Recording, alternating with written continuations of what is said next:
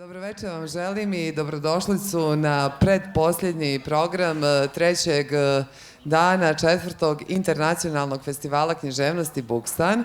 Veliko mi je zadovoljstvo da ćemo večeras predstaviti jednu važnu autoricu, ali o njoj će više govoriti naš posebni gost, samim tim što je suosnivač Bookstana, riječ je o Johnu Freemanu, ali prije nego što najavim našeg najdražeg Johna, reći ću vam da nakon ovih književnih, vrlo intenzivnih i vrlo važnih sesija, večeras imamo u 22 sata jednu audiovizuelnu i riječ je o spoju književnosti i vizuelne umjetnosti, a riječ je također i o projektu našeg dragog prijatelja Ahmeda Burića, pa vas pozivam da ostanete nakon razgovora. A za početak ću reći da večeras sa našom važnom autoricom koju će predstaviti naš suosnivač razgovara John Freeman, koji pripada onoj uskoj grupi ljudi koja nam je dala ogromno povjerenje kada smo krenuli organizovati prvi Bookstan i zahvaljujući upravo Johnu Freemanu i Aleksandru Saši Hajmonu danas imamo sve ove reprezentativne ljude u Sarajevu na naše zadovoljstvo i nadam se na zadovoljstvo publike. John, welcome. Hello. Welcome back. So it's a great pleasure to be here today with my friend and colleague and the writer I adore most in the world aside from Sasha Hemmen. And I'm not saying that because Sasha's listening. AMINATTA FORNA. There's some actors who we might call method actors. And there are other actors whom one might say do their own stunts. AMINATTA FORNA is the second kind. If there's a way of moving through the world, AMINATTA FORNA has mastered it. She has earned a pilot's license, a diver's certificate. She loves coral reefs. And most recently, she earned the freedom to row the Potomac River alone in a single-person scull. She's also owned a two-seater Alfa Romeo, walked and ridden buses across most of Africa, the continent on which she partly grew up, and for a time was also running 5-kilometer races for fun. Talking to Forna recently, I offered that this variety of transport is edging towards some kind of decathlete's to-do list. And she then reminded me that she also spent time on horseback. And when she lived in San Francisco, she rode a motorcycle. So how does one become this kind of novelist?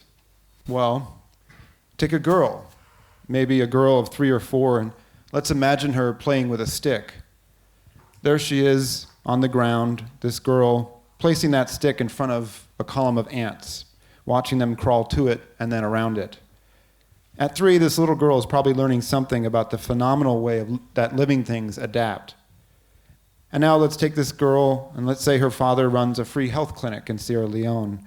And let's say that across her childhood in the 1960s, as she's sent to and from her country to Scotland for education, and she herself adapts to cold winters, cold boarding school beds, cold boarding school headmistresses, she's supposed to wear, and the clothes she's supposed to wear, even though she wishes she were a boy. Let's say this girl also watches her father grow impatient with his own country, that he's watching people in power placing a stick in the middle of the earth, metaphorically, and making people walk around it. And all along, this girl who wants to be a veterinarian is silently watching him watching. Would it be a surprise, then, after this watchful father is murdered, and his daughter grows up in Britain in the aftermath, which is to say its continual present, that she would develop a sense of the power of witnessing, that even though she's told to read law, she'd become a journalist, and in those 10 years she would take pains not simply to wait for the news to be made, but she would go out to find it wherever it was being overlooked. So for 10 years, that's what AMINATTA FORNA was. She presented, read, and reported the news for BBC. And then in her mid-30s, at the height of a career which still could be very much ongoing, she realized she had yet to tell the most important story of her life. So for 3 years, AMINATTA FORNA turned the skills she honed on the air and remembered the ones which had made her the child she once was and began the most remarkable career of the 21st century. She investigated the story of her own father's political murder and the silences, familial, cultural, and political, which attended it. First published in 2003, The Devil That Danced on Water told the story of Sierra Leone's unravelment from a child's eye point of view and narrated the author's present tense journey back 20 years after its devastating civil war. And imagine if Gabriel Garcia Marquez had begun his career with a memoir rather than ending it that way, and you'll begin to sense the vaulting sweep of her first book. Out of it rivers the themes which have possessed Forna for the past 15 years in 4 extraordinary novels. The essential power of narrative, how it's secreted into more things than story. The slippery nature of memory, especially in countries which have experienced war. The precarious vitality of love, especially love felt in the aftermath of trauma. And the dimmed but not snuffed out lamp of Cosmopolitan, the notion that birth is accidental, movement is required and indeed the norm, and cultural biodiversity a thing which sustains us, so long as we know it does not begin and end with an airline lounge. In her first 2 novels, Forna retold the story of her country, as Toni Morrison has with the United States of America, prying open the past and looking into its spaces of occlusion and silence. Ancestor Stones, winner of the Hurston Wright Legacy Award, conjured the lives of 4 Sierra Leonean women, as told to the writer amidst them, their niece, who listens to the march of history through their eyes. In 2010, Aminatta Forna won the Commonwealth Prize for The Memory of Love, an epic novel about an English psychologist on a temporary post in Sierra Leone hospital who falls in love as he begins to realize that trauma is not a data point, but a mark where narrative often ends. In 2013, she made the kind of abrupt shift that Kazuo Ishiguro made with Never Let Me Go, burrowing into a small Croatian town in the voice of a man who survived there and was now tending the homes of the visiting class of wealthy tourists. Who and what visitors are is at the heart of Forna's new novel, Happiness, the one we're here to celebrate. It's a tale of 2 cities, the ones animals live in and the ones we do, and where those 2 cities overlap. It's a tale of 2 societies, the one where so-called guests live in the shadows, opening doors, handing glasses, taking you to your seats at the theater, and the ones in those seats. And it's a tale about people for whom the norm is their performances. In it, a visiting psychiatrist and a visiting wildlife biologist cross paths on a moonlit bridge, beginning the start of this novel, passed by an errant fox at home in the city like so many creatures drawn to urban areas. It is a moonlit book of love and wounds, of cohabitation and the mysteries of existence on a planet falling through space populated by people living under the fallacy of zero-sum thinking. It is also the single best Brexit novel we have. For 300 pages, Aminatta Forna puts a novel in front of that fallacy of zero-sum thinking and shows we can walk right around the stick placed in the earth, even if we barely try. And the feeling one gets while reading it, well, it's right there in the title. It's called Happiness. Please join me in welcoming Aminatta Forna.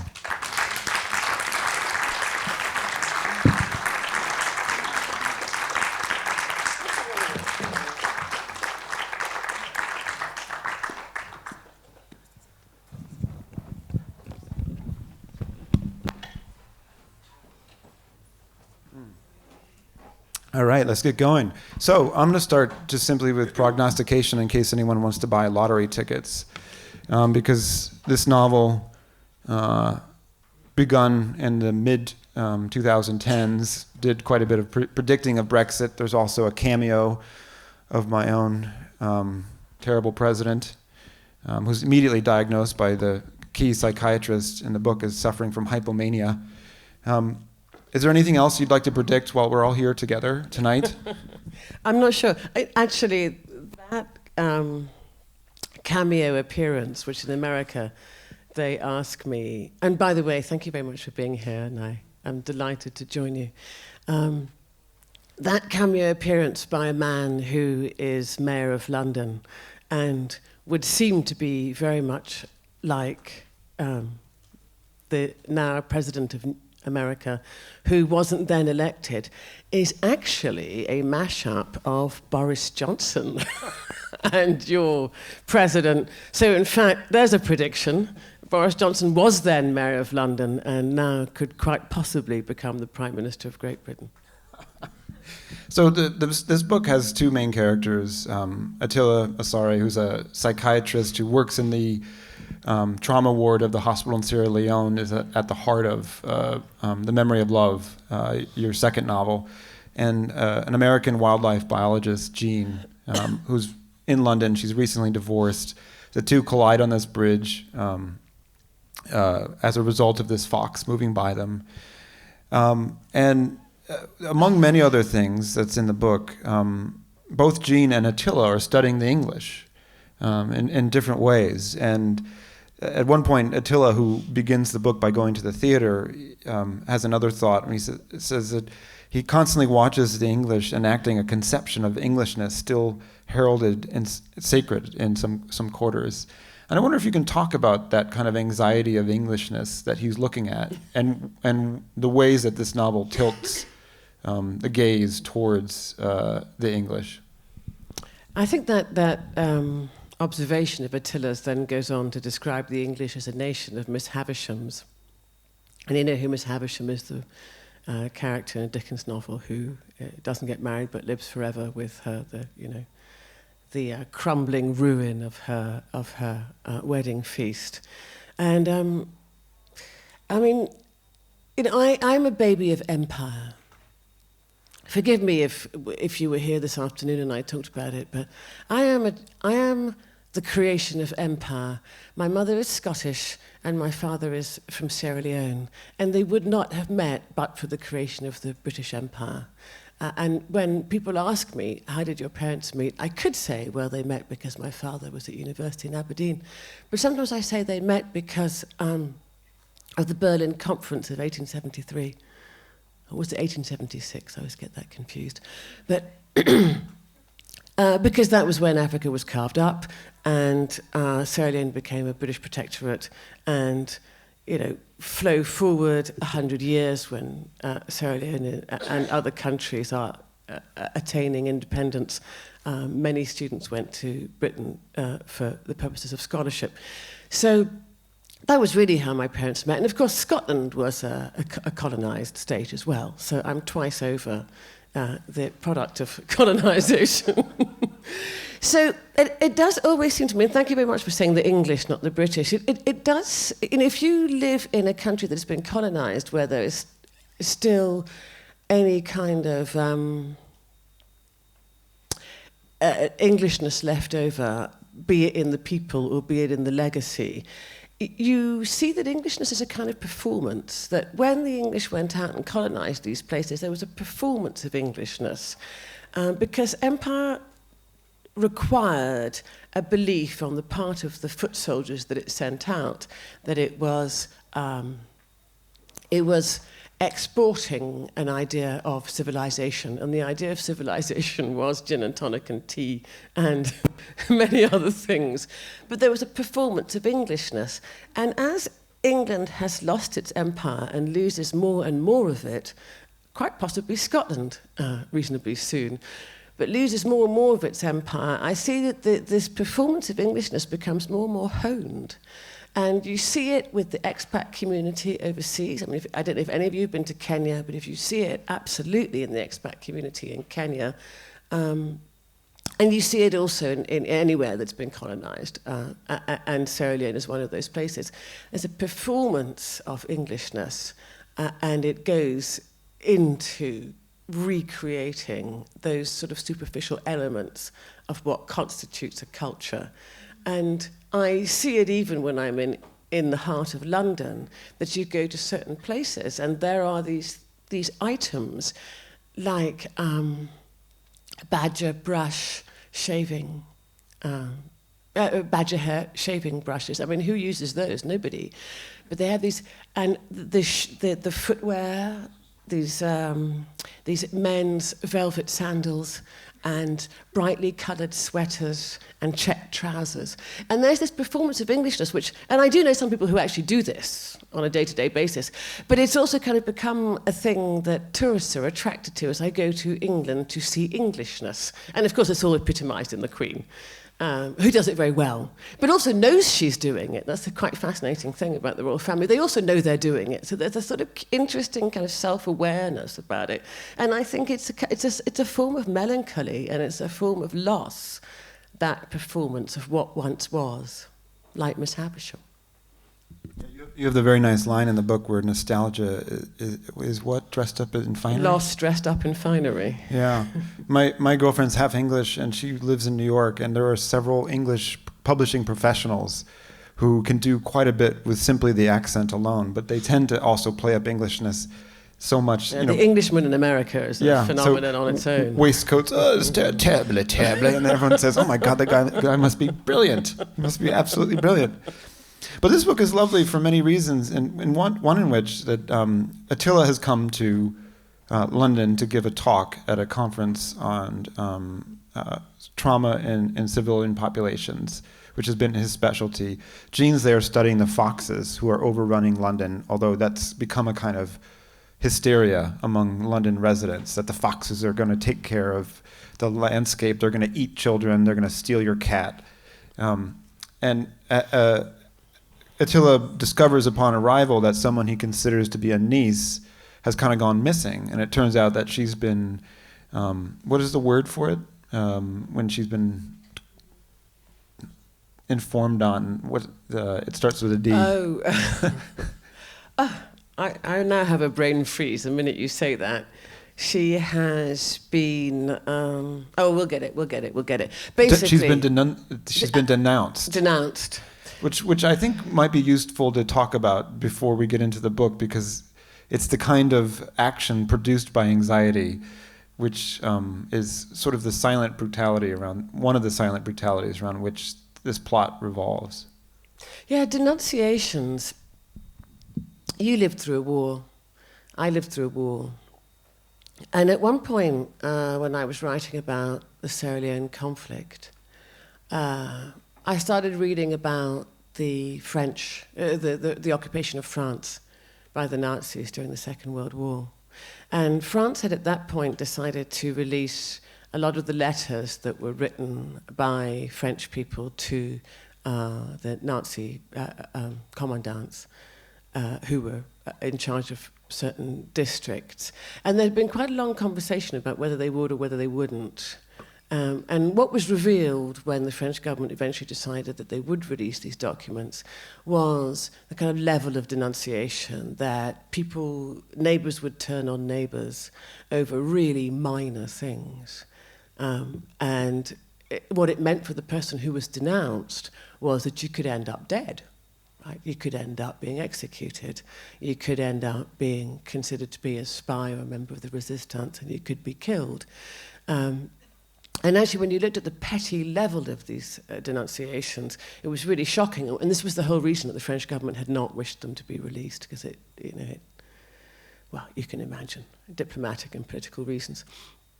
So I was very fascinated by that, and I also observed the same thing happening in the Sierra Leone civil conflict, that there were these denunciations. It was very easy at that point, at certain points especially after the war, to say that somebody had collaborated, and you're basically giving them a death sentence. So, and this happened, around me. It happened in Freetown. It happened to people whose families I knew. So I became very interested in the whole idea of, what people will do in order to achieve something else. Because what was very apparent about the French denunciations was it was always over something personal. It was very often over land, or it could be over a relationship, but property and people were really at the essence of it. And in Britain, in England, when the Conservative government really started to promote an idea that we were not going to take in or tolerate immigrants, and particularly immigrants who didn't have status, one of the things they started asking landlords to do was to turn these people in. Right. And my husband and I have a property in London, which we were renting out, and we had a young woman living in our property. She was Romanian, and we had to ask her for her paperwork. And I found this deeply shocking, because this is the beginning of using ordinary citizens to police other citizens. And in my view, if the government wishes to control migration, that is an issue of policy at a higher level. You can't start asking individuals to police other individuals. However, this was the beginning of it, and it has spread and spread and spread. And I think, if you read the papers, you now know what's happened with the Windrush generation, people who had actually been in Britain for decades, who'd come to Britain as 4 or 5-year-olds and who were suddenly being told, because they couldn't prove they were British, because in those days you didn't have to prove you were British, you just had to come in on the Windrush. These were Jamaican immigrants, the children of Jamaican immigrants.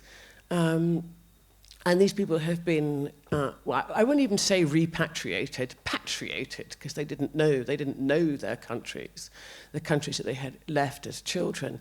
So I thought it was a deeply shocking step that we had taken down the line. And now actually, after the book came out, came the Windrush scandal and various other scandals. And now the same thing is happening to EU citizens. You have to prove. So people from EU nations who've been in England, again, for decades are having to prove their right to be there. 90-year-old people who've been there for 60, 70 years are having to prove their right to be there. So this was right at the beginning when we were being asked to police our tenant. And so, that's why I use the term denunciations.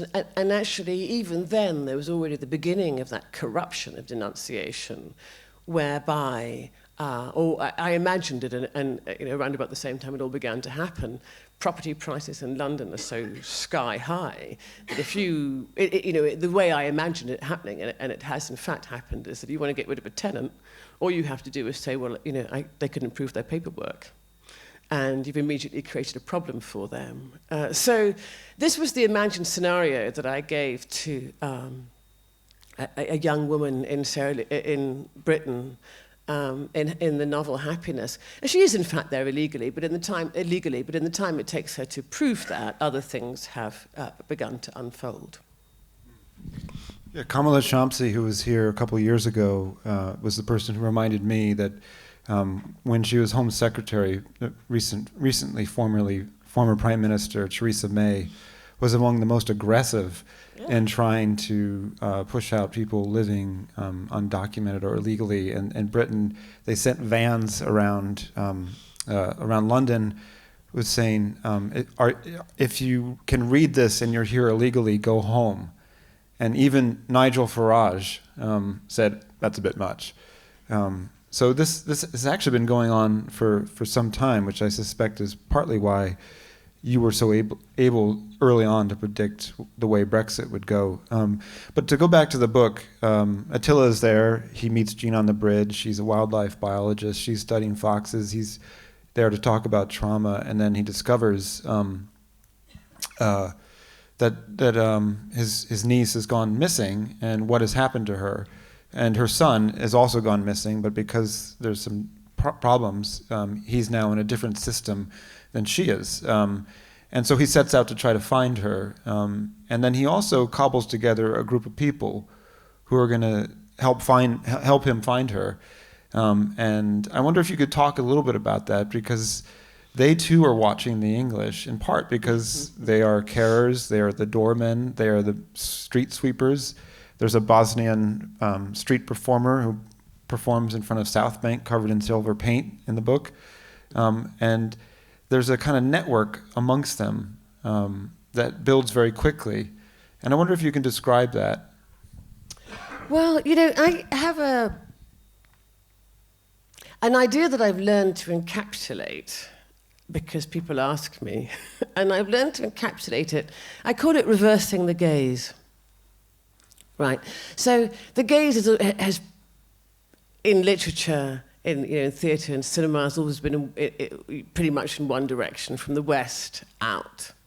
And if you come from an African country, you get quite exhausted by this gaze, and it is best illustrated through, Heart of Darkness for a start. Heart of Darkness, the bane of every African's life, but also every movie representation, most contemporary novels that are set in Africa, any African country, just reworkings of Heart of Darkness. You know, a white man goes, has a terrible time with these awful people, and eventually manages to escape. And there's sort of slight variations on that. Sometimes he takes somebody out with him. But essentially it's all Africa as this sort of backdrop of horror. So first of all, I started playing with the idea of reversing the gaze, right? So in The Memory of Love, I played with the idea of reversing the gaze. This is the novel, 2 novels before Happiness. And I did take a white man to Africa. I did heap all sorts of difficulty upon him, but I didn't make him a hero. But what I did about a third of the way into the novel was I started reversing the gaze. And I started saying, what does he look like to them, right? We're always hearing, I am always being told what people think of me, whether it's what Europeans think of me as an African, or whether it's what men think of me. And I sometimes think, well, what about what I think? What about what I think about men? What about what I think about Westerners? Does that have no currency? So, in the novel, what I do is in The Memory of Love, I began to play with this idea of reversing the gaze. In Happiness, I decided to reverse it fully. And so I took a West African, Attila, and I brought him on pretty much the same journey that the European goes on to Africa. But I took an African to Europe, specifically, of course, to London, in order to see what does he make of this country. And the same thing with, to go to John's question, the network of people that Attila connects with when he's there. And they are West Africans, and they are, as I know from my own experience, doormen and street sweepers and in charge of the parking meters, and they do all these kinds of jobs. And you know how it's a kind of also a kind of upstairs downstairs thing, where you let the servants have a look at the people who employ them. You know, so I guess no one ever really thinks, what does the waiter think of me? God, what is this waiter thinking of me? Or, what is the cook thinking of me? What is the doorman thinking of me? People who have any kind of power don't seem to regard the gaze of others. They don't seem to consider the gaze of others. So I decided with the novel to give them that gaze. What do you look like to them? What are they making of you? What are their assessments, their judgments, their feelings about you? And so in the novel, Attila does. His niece has gone missing. He discovers where she is pretty quickly. She's been taken in by the immigration services. She suffers from a medical condition which has meant that she has had to go to hospital. But in the 2 crucial days, her son has actually run away. And so Attila, who is West African, begins to look around for the people who might help him. Who might help you in a country where you have no family, some professional connections, but not many, no particular, friendship network? Well, for me, it's the doorman and it's the waiters. These are the West Africans. So whenever I travel in the world, that's who they'd recognize my name. They recognize that I'm West African, and they extend little courtesies to me and little, kindnesses. And so I thought, if I was in his position, who would I ask to help me? That's who it would be. It would be that network of people. And who would come out for me? Who would come out for me? It would be that network of people. Sasha calls this network the Bosnian network. He once sideswiped a car in Washington, D.C. on his way to the airport, and he suddenly had to repair the car before returning it to its owners. So he found a Bosnian mechanic at a taxi cab repair shop who finished the job in 2 hours, which was completely unsurprising to him, that he could find this person within about half an hour. Yeah, that's exactly what it's like. But you have West Africans. But you have a broader term for this that you use, transnationally, and I wonder if you can describe the term. What is the term? Black privilege. Oh.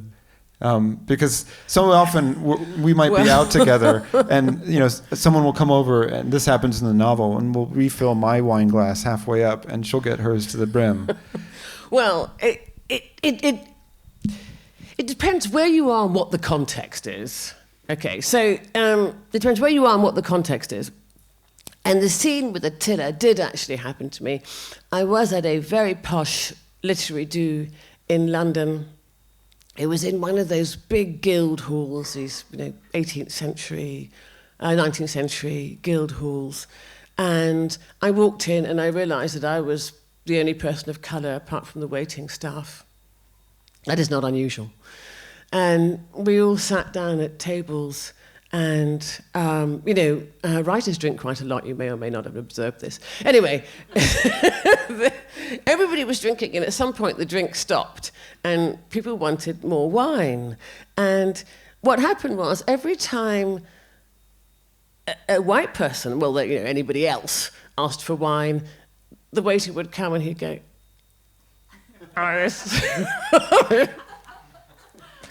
and every time I asked for wine, a bottle would come over. And they just put it in front of me and walk away. And so every time somebody said, I'd like more wine, I said, well, just let me ask for it. I'll get you the wine. And they just couldn't figure out why it was. I was just getting stacks of wine in front of me. And, they were just getting the bottom of their glass was barely wet. And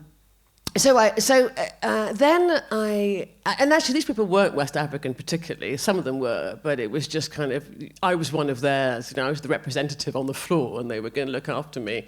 When I went to the States, I realized that this dynamic was much wider than it is in Britain. I mean, the States, the race relations in the States is pretty toxic, frankly. And what I really noticed happening was what I then described to you as black privilege, is I would go somewhere and there would be a person of colour who was in a service position, but I realised that they were very quietly giving me certain advantages. I'll give you a couple of examples. I went, very early on, I went to the supermarket and I was buying some prawns. And so I asked how much they were, and the guy weighed them and told me how much it was and said that, it was $6 or $8 or $9. And I said, that's fine. And then just before he closed the bag, he put his hand into the prawns, took out a gigantic handful, shoved it in, and then just closed it and sealed it and handed it to me, and didn't say a word. And I was like, did that just happen? And then another time I was at a hotel in New York, and all the receptionists behind were people of colour, and I wanted an early check-in. And so I said, is there a room available? And the man just said, just give me a moment. And other people came and asked, and they were all turned away. No, there isn't. And he just kept saying, give me a moment. And 3 minutes later he went, there you go, early check-in. So, a friend of mine, a friend of mine calls sticking it to the man. It's, you've lived under an oppressive regime for, 400 years. These are the small ways in which you find to redistribute some kind of level of power. And I notice it much more in the States than I do in Britain, where, things aren't quite as, the relationship between the races isn't as bad as is in the United States. In Britain, it tends to be much more small courtesies. And often that happens in the States as well, small courtesies. So, if you were here this afternoon, I did tell you this, but, if I go on tour, they'll keep the hotel restaurant open for me another 20 minutes so I can order a club sandwich before I go to bed. Yeah? Or if I have to go, I don't sideswipe cars very often, but if I have to go to the airport early in the morning, somebody will requisition some poor son or nephew to drive me. So it tends to be small courtesies, but it's a network, and one is part of it, and it's more noticeable in some places than others. So it's through this network of that Attila puts together a group of people to look for his niece's son. And simultaneous to this search, as he and the people searching for his niece are kind of regarding the neighborhood, and Jean is looking at foxes. The animals are a big character in this book, and the animals are looking back at all the humans. And so almost as many chapters in this book, which take place from the perspective of Jean or Attila, who are the two main points of view in close third person, there's chapters about foxes, or there's chapters in past tense about the coyotes that Jean was studying when she lived in Massachusetts. There's even a chapter from the perspective of a peregrine falcon, which is diving for prey on the Thames River, while some people are just eating at the Shard. I wonder if you can talk about why you had that in the book. And a secondary question to that, because this book is about the anxieties of nation states to some degree and who belongs in them. If there's any history in nations of hysteria over animals at points at which the population within those nations are under heavier debate than normal. Well, let me answer parts of that question. So, what you need to know, if you haven't been to London, is London has a huge urban fox population. Do you know that? You didn't know that. I mean, nobody knew this, and yet they walk up the road in daylight. And I sometimes think, what did you think it was? Right? In London, you see, where I live, you see a fox walking up the road with the commuters in daylight. They do not give a damn. Right? They live there. There are thousands of them. And so all the time I was writing all my other books, I had an office. My office in the house overlooked the garden. And every year, a vixen had her cubs and raised the cubs in my garden. So I would be writing about whatever it was, war in Sierra Leone, war in the Balkans, and I'd look out, there were the fox cubs growing up on my lawn, which was always a very charming spectacle. So London has a big fox population, and actually all cities have big urban wildlife populations. So London, the big ones are foxes, parakeets, who are... actually, Argentinian green parakeets, of which there are now hundreds of thousands in London and also in parts of the United States. And we can talk a bit about how and why they got there, which nobody knows. How on earth Western cities, European cities, started getting full of Argentinian parakeets. And sometimes when I'm on tour in the States, I ask people, what is your, urban animal? And it's kind of curious. So, in some parts of the States, it's, where was I? I was in Miami, and it's peacocks, and what are these sort of big lizards? I mean, crocodiles, yes, but also... Iguanas. I mean, like iguanas and peacocks, which doesn't seem to me like the worst thing in the world. But here's the thing. When I went to live in the States, first time, I lived in the States several times, I went to live in Western Massachusetts, and the animals there that were living in the towns were moose, sometimes, very noticeable, but also coyote, bears a little bit, but coyote big time. And I became really fascinated by this interaction between humans and wildlife. And I found a book called Coyote at the Kitchen Door. And I read this book and I thought, this is so fascinating, written by an urban wildlife biologist. And if you're a writer, you look on the back and you read the acknowledgements, I think, blow me down, the guy lives like 3 hours from here. So I wrote him an email, and I said, look, I'm really interested in what you have to say about this. Would you talk to me? And actually, he told me normally he hates people, which is a feature of wildlife biologists. But I wrote such a lovely email that he agreed to meet me. So we went out for lunch, and he became a big part of the book. He and his wife, who were both wildlife biologists, became a big part of the book. But here's what was fascinating.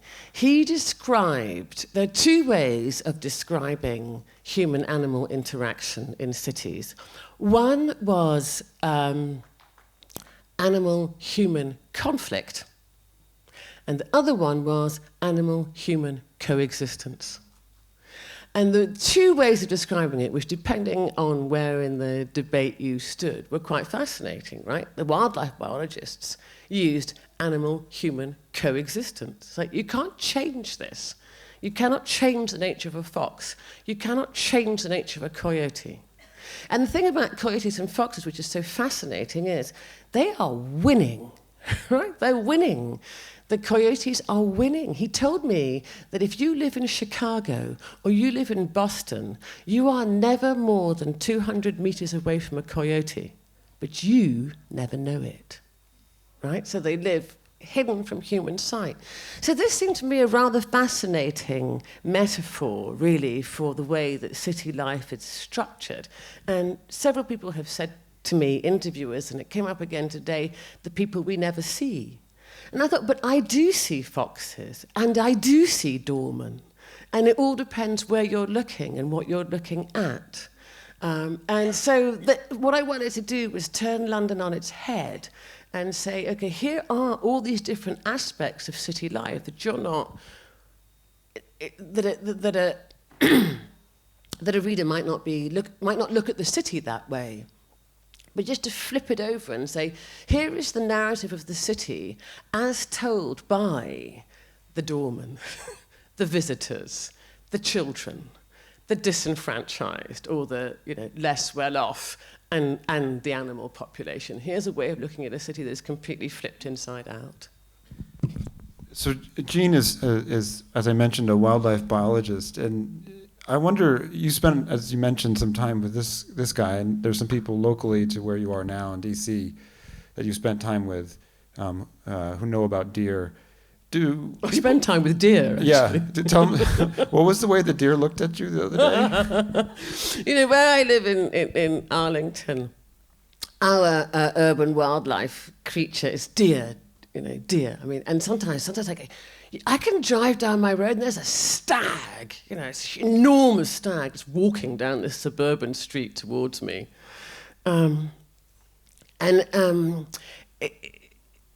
People in my area, have that conflict of opinions. I find the deer perfectly charming, right? I'm not a gardener. I don't grow hosta, and you really shouldn't grow hosta if you are upset about deer eating your plants. But some people get really angry with the deer. But actually, if you look at what has happened, which is interesting because the foxes and the coyote have moved into the cities, right? They have learned to adapt to a human urban environments. And they come because actually the reason they come is because we drop all our food on the floor, right? We drop all our food on the floor and therefore we attract them in exactly the same way as we attract rats. And therefore we also attract birds of prey because everyone gets rich pickings. But the difference with the deer is that it was their land. It was their land. So where I live, my suburban house is built on their land. So to me, I think you really cannot get upset. You really can't get upset about the deer walking across your lawn. They're just walking routes they've walked for hundreds of years, and you happen to have, laid turf and built a house in the way, but it is still their land. But this is also a metaphor, not a very sophisticated one, for certain kinds of occupation. But so I have the deer walking around my house all the time. I find them quite charming. But the story I was telling John was that the other day I was sitting in my basement watching TV, and there's windows around the basement, and this deer was eating some plants in a flower bed right next to the window. Don't look at them, look at me.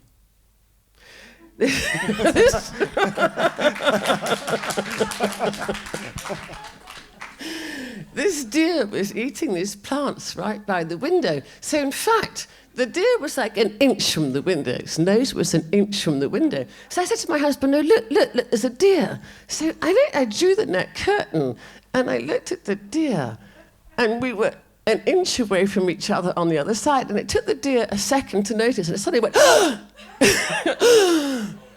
and you go, what the fuck? What the fuck? Went the deer. And then I swear I've never seen an animal with that look on its face. First of all, it was like, what the fuck? And then it was, as it back, I went, you asshole. I could see it just going, you asshole. I've actually never, because deer, you know, one thinks of them as very temperate creatures. But this deer really, really, really looked angry with us for being so mocking. But anyway, you know, I mean, you are eating my plants. So. This brings up a lot of issues about sort of dominion over land and animal-human interaction. And what I was going to ask you about Jean and the other wildlife biologists that you've spent time with is do they look at humans differently? Oh, so much so. How do they look at us? They don't like us at all. But why? Well, I mean, isn't it obvious? I mean, I'm quite sympathetic with this point of view. I find humans quite hard. I sometimes think, why is it, maybe I'm right, because I totally cannot understand human behavior. I can understand canine behavior really well. It is quite apparent when you meet a dog what it thinks of you. And you can somewhat change that position, but not always entirely. Whereas humans are so mutable. So, one of my best friends is a wildlife biologist. In fact, if you buy Happiness and you open the front cover, you will see that the book is dedicated to her, Rosa. So, I was very good friends with Rosa, and we both share a sort of slightly misanthropic tendencies. Slightly. I like humans when I like them. I just sort of like them in their place. So we have these slightly misanthropic tendencies. And she had been a primatologist. She studied chimps until she decided that she couldn't stand them either. And then, so one day she just walked out of the forest. She was sitting there observing chimpanzees, which she'd been doing for several years. And then one day she just thought, you know what? You are awful. So she packed up her tent and left the forest. And I said, why? Because I knew the answer, right? I knew the answer. And I said, why? And she went, because they are so human. And I went, they are us. Exactly. You don't like humans, don't like chimps too much either. So Rosa, my friend, one day I was in London, and I found this little handbag mirror. And it had a slogan on it where I had some words on the back, and I thought, this is so Rosa, I have to buy it for her. So it's a little, what we call a vanity mirror, you know, a little handbag mirror. And on the back it said, do I look like a fucking people person? And nobody else quite got our joke, but we got it. So I had known her for years and years and years. And then I met this guy who wrote Coyote at the Kitchen Door. And then he became quite enthusiastic about, as people do, by the way. If people always say to me, oh, how do you get people to do these things? People do it. They love talking about the thing they do. They love talking to writers about the thing they do, particularly if you're kind of simpatico. So I met him, I spent time with him, I met his wife, who was also a wildlife biologist, and I noticed this exact same tendency, which is this frustration with human beings. And what frustrated them so much about human beings was the way that human beings want it every which way, right? You know, they want to see deer when they want to see them in a certain place, but they don't want them walking across their lawn. They want to have, you know, they just want everything the way they want it, and sometimes even when those things contradict, they still want those things. So what I observed in every wildlife biologist I've known is that impatience with essentially the childishness, the infantilism of modern urban populations, which is to say, no, I don't want foxes here. No, this is for me. This is for us. This is how we want the city to be. This is a space that is this is a space entirely for human beings. And you can't control nature like that. You simply cannot control nature like that. So you have to find some level of tolerance. And that's what the wildlife biologists had and what they found. They found its absence in us frustrating. The other specialty driving the book is Dr. Attila's, which is to study the aftermath of war and the trauma on civilians. And is that you? Yeah. So you've obviously spent a lot of time with people in that industry and studying not just the causes of war, but the effects on civilian population. And how do they view human beings? Who, psychiatrists? Yes, the likes of Attila. Well, I mean, that's a hard question. I mean, I can't talk for, the psychiatrists and psychiatrists, but the person who prompted the creation of the character of Attila was a psychiatrist working in Sierra Leone who I encountered quite by accident when I was writing The Memory of Love, which is 2 books before, but in which Attila first appears as a small character. And I met a friend of mine. Everything was going to be about surgeons. And then a friend of mine just said, I can introduce you to this man who is the chief psychiatrist in Sierra Leone. This was really, pretty much, the war was not, the war officially ended in 2002. So this was around that time, maybe a little bit after, a little bit before. And he was looking after this traumatized population. And he was the only working psychiatrist in Sierra Leone, and had been for several decades, and continues to be. Fully employed by the government, anyway. So he was the first person to actually start to question notions of the trajectory of trauma, of PTSD. Right, so at that point, I was taking most of what I read for granted. Right, if something bad happened to you, there would be ensuing damage, and this could affect the rest of your life. I had somewhat, I guess, forgotten that something really bad had happened to me, which hadn't actually had that effect. But, I was just taking that whole kind of psychological debate or research, at face value. And he was the first person to really ask me to think about it, And I went and I spent some time talking to him. He was extremely open. He gave me open access to his psychiatric institution, and I spent a lot of time there talking to people. And he said to me, and this is actually how, if you look at the arc of my writing, it has gone from pre-war, in the 1970s, the run-up to war, through non-fiction and then fiction. And then the reason that I ended up writing a book called Happiness was because in the early 2000s, this man said to me, these people are going to be all right. Most of these people are going to be all right. And he really questioned the notion that a violent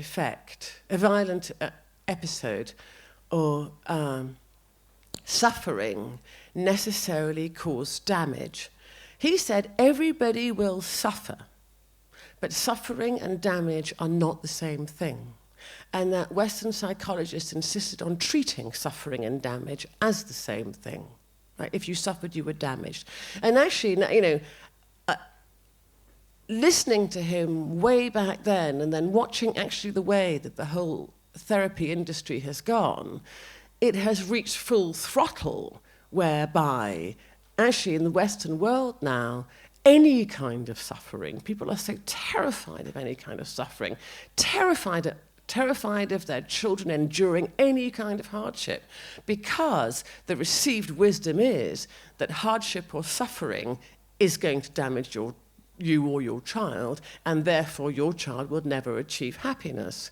So, the whole phrase helicopter parenting and all of this, always coming out of that singular notion that hardship, suffering causes damage. And he was the first person to dispute that. And I took it on board, and I did write about it in The Memory of Love. But actually, in the Memory of Love was published 2010, but I guess I was writing it 2006, 7, 8. Here we are in 2019, and I have seen his predictions come true, that actually most people in Sierra Leone have recovered from the circumstances of the war. That doesn't And I repeat, that doesn't mean to say they didn't suffer. That also doesn't mean to say that they were not changed by it. Right? People were changed by it, and people suffered. But that doesn't mean to say they were permanently damaged by it. Hence happiness. We were talking before, and you were remembering one of the lovely things that happens in this book is before he goes out every night, Attila dances. Yeah. He plays various songs, sambas, rumbas, dances in his hotel room. And as I was waiting downstairs for Forna at the hotel, I said, "I'm downstairs," and she said, "Hold on, I'm dancing." And when you came downstairs, you played me the song that you were dancing to, which you played, and it's a lovely song. And I wonder if you can play a tiny bit of it, because you pointed out that when you went back during the Civil War in Sierra Leone, that this song was playing at bars and clubs when you were there, and it was a way. Go ahead. Well, the song was the big hit during the war. And we had a conversation, John and I, with somebody who was talking about living here during the war and the risks she took and people like her took to go to the theatre. So even during the siege. And in Happiness, Attila, the psychiatrist, who spends time in all of these kinds of places, at some point has to take a decision to live, to carry on living. And that's what I saw in Sierra Leone all the time that I was in and out of there during the war, is that people were making a decision to carry on living. And my friends in London, of course, they couldn't imagine what it was I was going to. I guess they said, they thought I was going to a battle, and that I was like a war correspondent, that I was wearing a flak jacket and a helmet, and that's how I was spending my time in Sierra Leone. And I said, no, we are living. That people, even during the decades of that war, our war lasted from 1991 to 2002. So people carried on living. They carried on getting married. They carried on falling in love. They carried on getting married. They carried on having babies. They carried on raising their children in extremis. They carried on doing all of those things, but they also carried on living in a more textural, everyday way. And when I was there, so Freetown was overrun in '99, and so I went back to help my family. It was overrun in '97 and '99, and I went back to help my family in the very beginning of 2000, in January 2000. So the city was still under a kind of state of lockdown. And there were curfews, and we had ECOWAS had moved in. So we had at that point the UN hadn't arrived, but we had Nigerian peacekeepers who were quite hard line. But this particular song was the song that everybody loved. I must play it for you. But this particular song was the song everybody loved, and there was a bar I used to go to, and what they would do. What they would do was just about like 15 minutes before curfew, when we all had to get through the checkpoints on the way home, they would put this song on, and we would all dance to it. And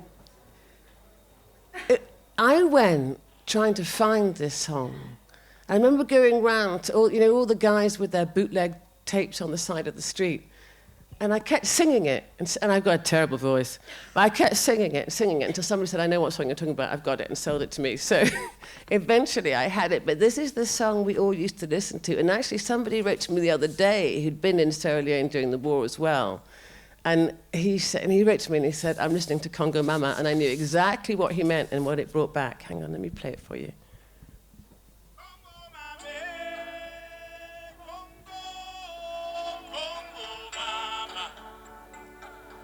Can you hear it?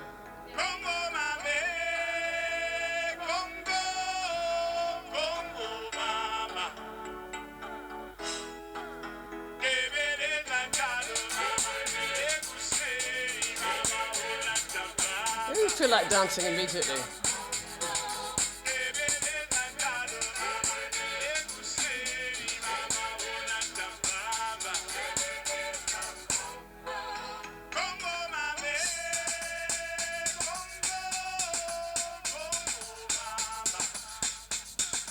Anyway. Okay, let's do one more phrase. Okay, I'll stop it now.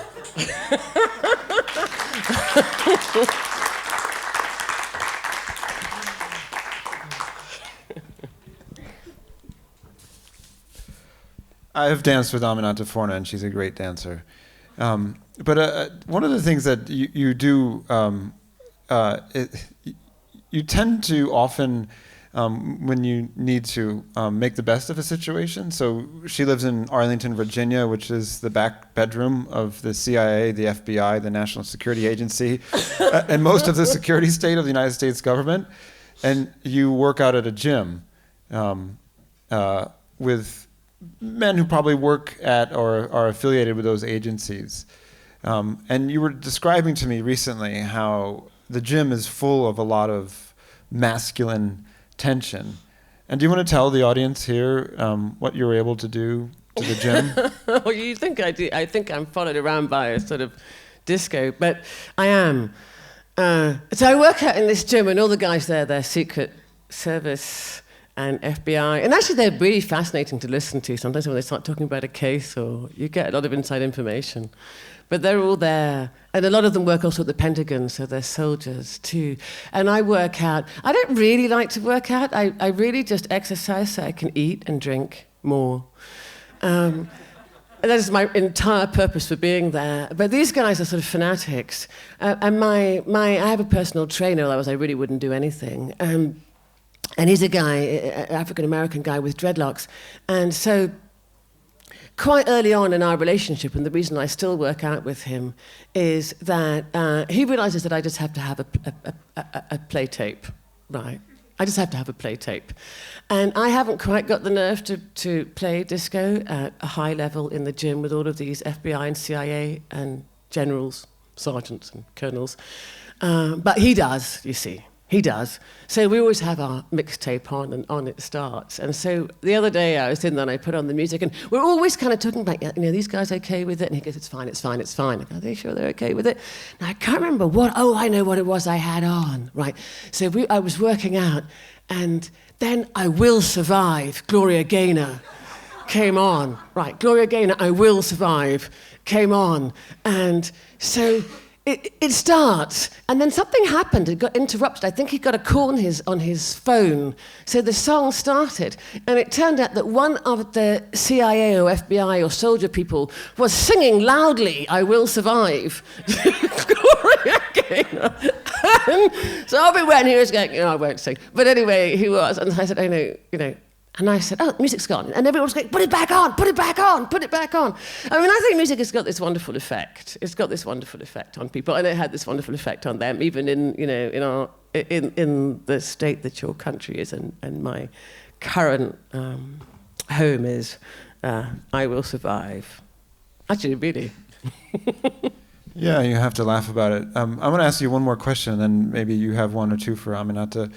But what you were talking about, that the psychiatrist who is the basis for Attila told you about people in Sierra Leone, what he told you about trauma, basically, it cuts both ways in the sense that it's often been used in conversations about migration to welcome people. We must accept the damaged.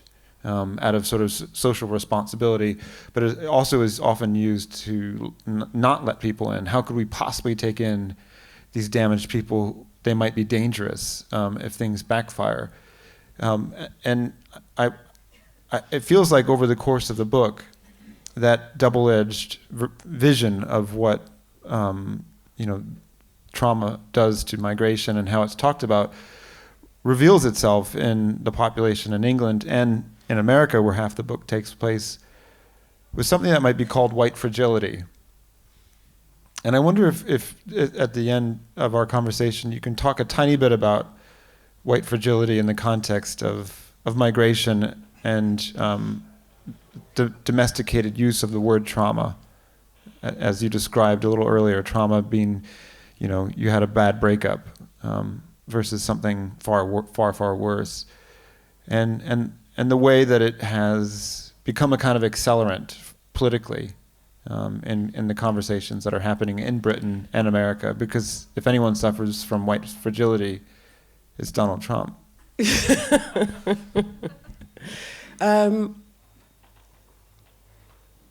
Yeah, the narrative around trauma has been really interesting, and it's been informed by certain things. And I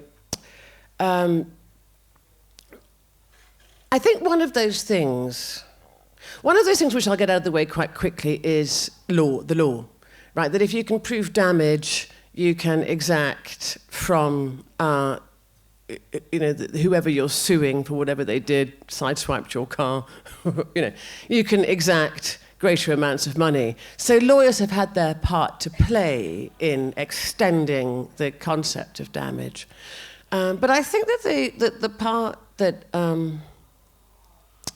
well-intentioned psychologists and psychiatrists and mental health professionals have had, and also people who describe themselves as traumatized or who describe other groups as traumatized, is that somehow we needed to up the ante on suffering, that mere suffering wasn't enough. And to me, what it actually speaks to is a failure of compassion.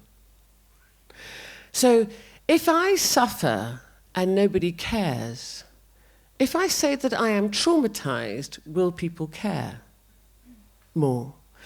Or at all? So I think that's actually why the narrative has moved in that direction. It has got, so that's by the well-intentioned, right? And if you look at trauma theory, a lot of trauma theorists started to try to describe more and more things as trauma. And I think it was prompted by this idea of, we can make people care this way if we use this word around it. And then, what the next sort of stage we move into is people describing themselves as traumatized when they have actually merely suffered. And I recently did a segment for PBS, for the American broadcaster, and it was about the overuse of the word trauma. And it was just a short, it's online, you can have a look at it. It's a short, I think it's just 3 minutes you get, actually. And I described the overuse of the word trauma, and I actually started the story with a cousin, my favorite cousin, who I grew up with in Sierra Leone and to this day love very dearly. His name was Molai. And Molai told me a story about during the war, he was nearly executed at the checkpoints. And I told you about the checkpoints, right? So he was trying to get through a checkpoint and he was mistaken for a rebel soldier. And they were shooting people on the side of the road. They were just taking people and summarily executing them. And so they took Molai, and the reason that they thought that he was attached to the rebel army is because he had a tattoo which was left over from a childhood, young man's misspent youth. And they took him aside to shoot him, and the reason that he survived was because one of the firing squad turned out to be a young man that he taught at school. My cousin had been a teacher. And so this young man said, this is my teacher, this is Mr. Forna. He's not a rebel soldier. And so his life was spared. So he told me that story, and I listened to it, and he's very dear to me, and I said, God, that is an awful story. And then I said, but you must have been a really good teacher. And we started to laugh, right? We really started to laugh. And actually, there was this guy, Dutch NGO guy, and we kept thinking, who are these crazy people? We really started to laugh about it, and it's kind of become this kind of joke between us. But anyway, I spent a lot of time thinking, how do you get from that to that, right? How do you get from nearly losing your life in front of a firing squad to being able to laugh about it? Something has changed. There's been some kind of major shift. And we can talk about white fragility, but in a way I'd kind of rather talk about this, because it all keys into the same thing. Because there's a wonderful psychiatrist called Boris Cyrulnik. Has anyone heard of him? Boris Cyrulnik, his parents died in the death camps during the Second World War. Boris Cyrulnik was Jewish. He grew up. A neighbor hid him. He grew up on the streets of Paris. He joined the resistance at 9 years old. He became a message runner for the resistance. And then after the war, Second World War, he trained as a psychiatrist and he began to counsel many people who'd survived the death camps. And he was one of the primary exponents of the idea of resilience, right? That you can survive these things and you can go on to be different, yes, changed, but not necessarily lesser than you were, and very often more. So he was a big exponent of the idea of resilience. And one of the things he talked about was, what narrative do you tell yourself? What narrative do we tell children? Do we tell children that they're damaged forever, or do we tell children that they have suffered but they can get through this? And so he had a great issue with his own profession, because he said they were condemning children who had suffered, who had been abused, or who had witnessed or endured something terrible. They were condemning them even before, you know, the final play out of these children's condition. So he became a big exponent of resilience. And more recently, there have been psychologists writing about this, an idea called narrative identity. And narrative identity, which is where writers come in, among many things. Narrative identity is what story does a person or a culture tell itself about what has happened. And so every time I meet a trauma specialist, and after this PBS segment came out, of course I was kind of nervous because I thought I might get trolled by people saying, how can you say this?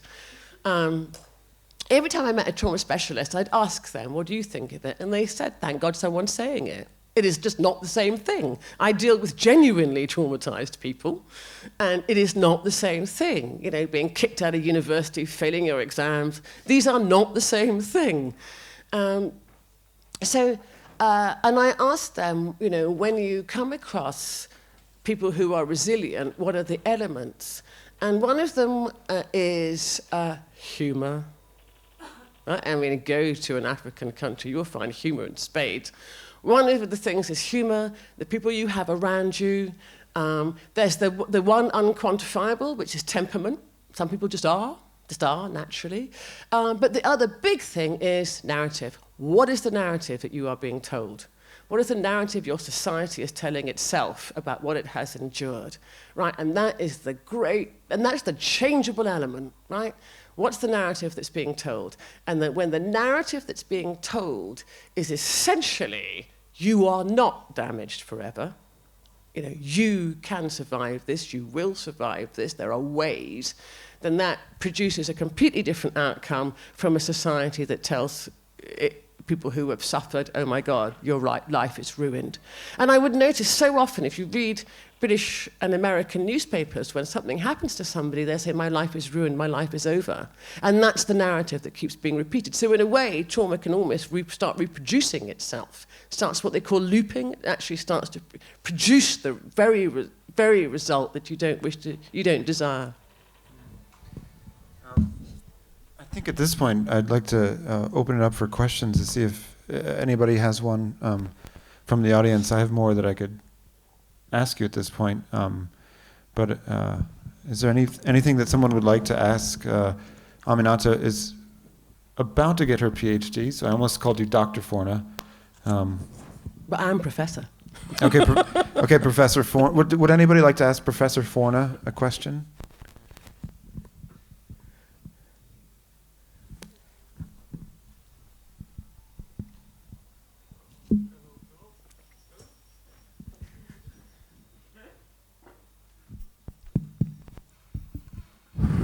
Okay.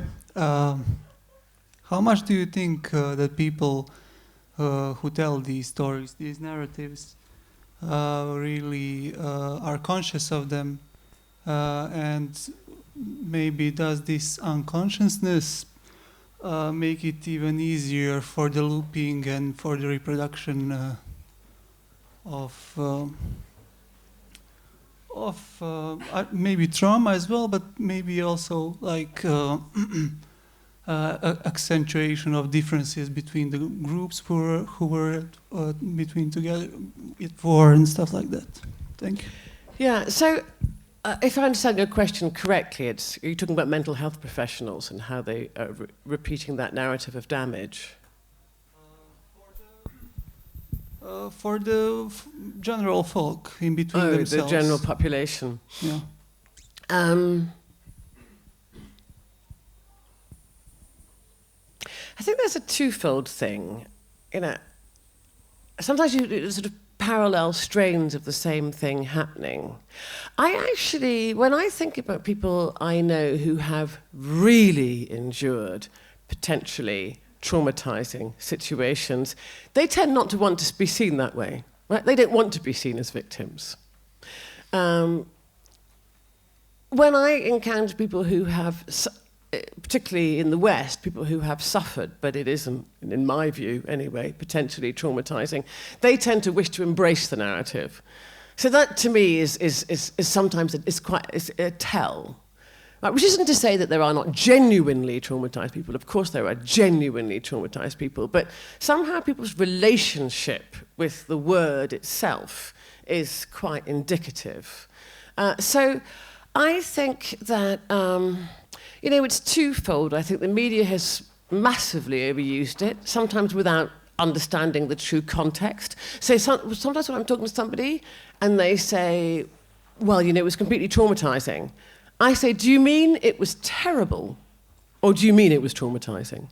Right, so the two words have started to become interchangeable. Suffering, awful, horror, violence, pain.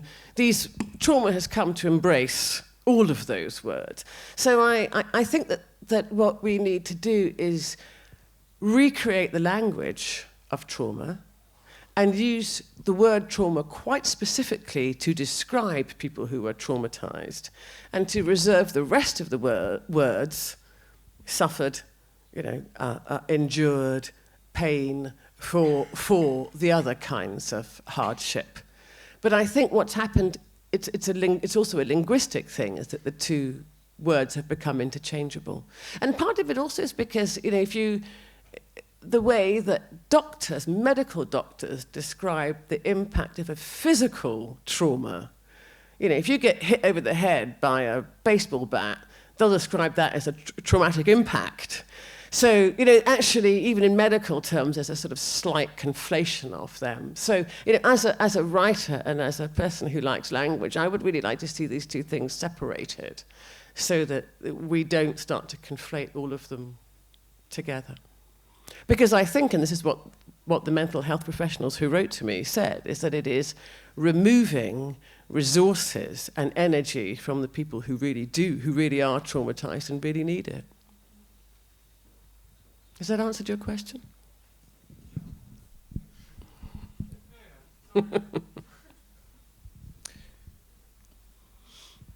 Any other questions? I'll ask you one, if no one's going to ask one. I'm not letting you off the hook. I'm just going to... There'll be an awkward pause for another couple of seconds. 6. And then you'll 5, all ask me afterwards. 4.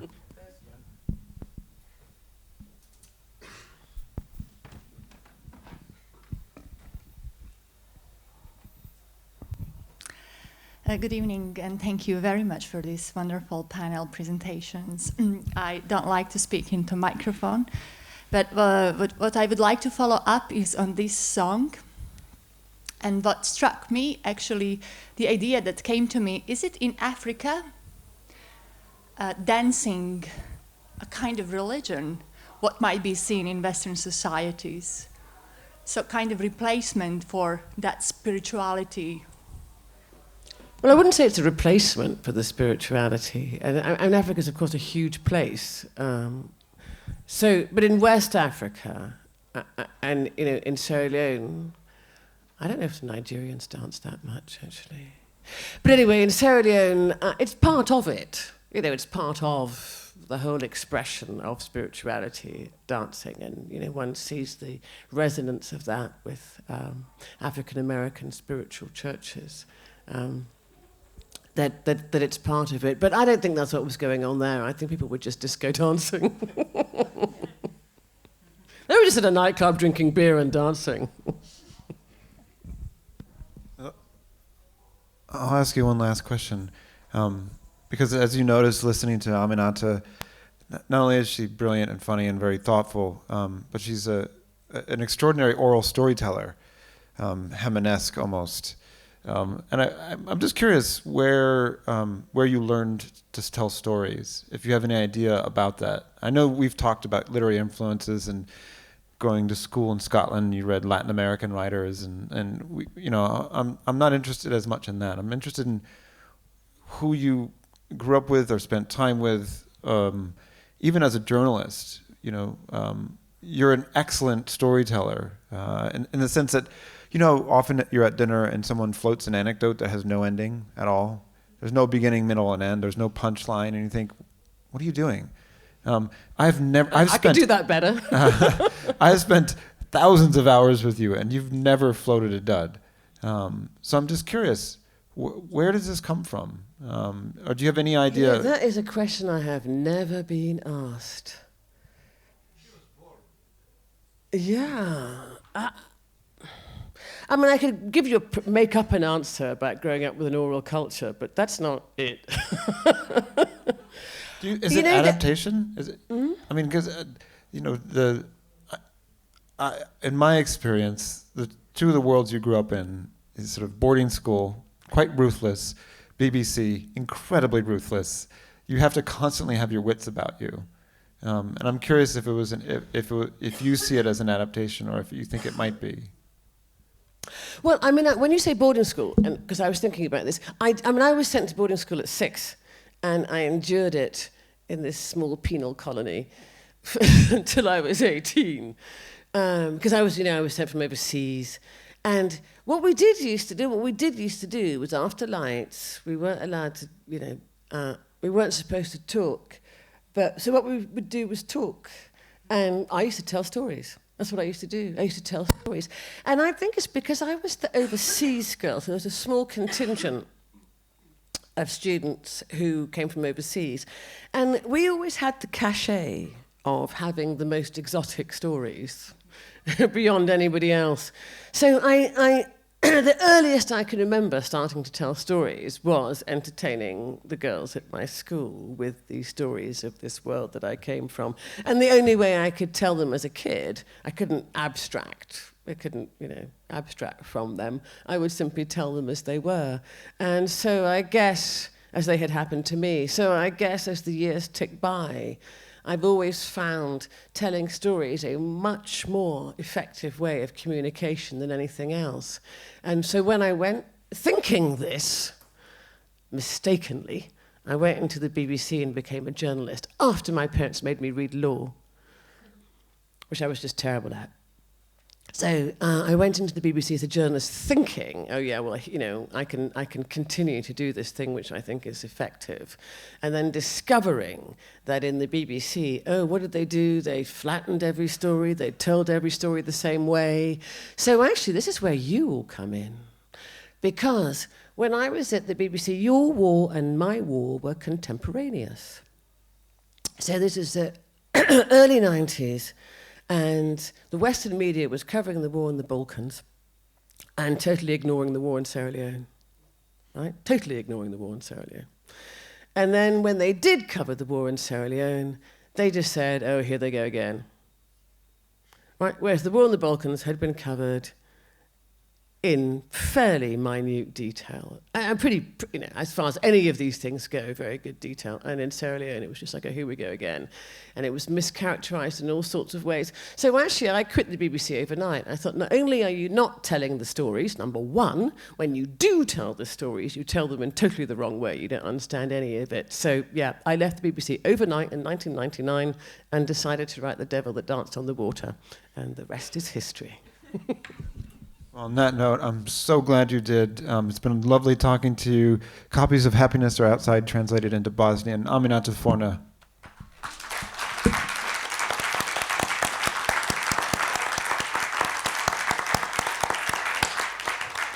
Thank you.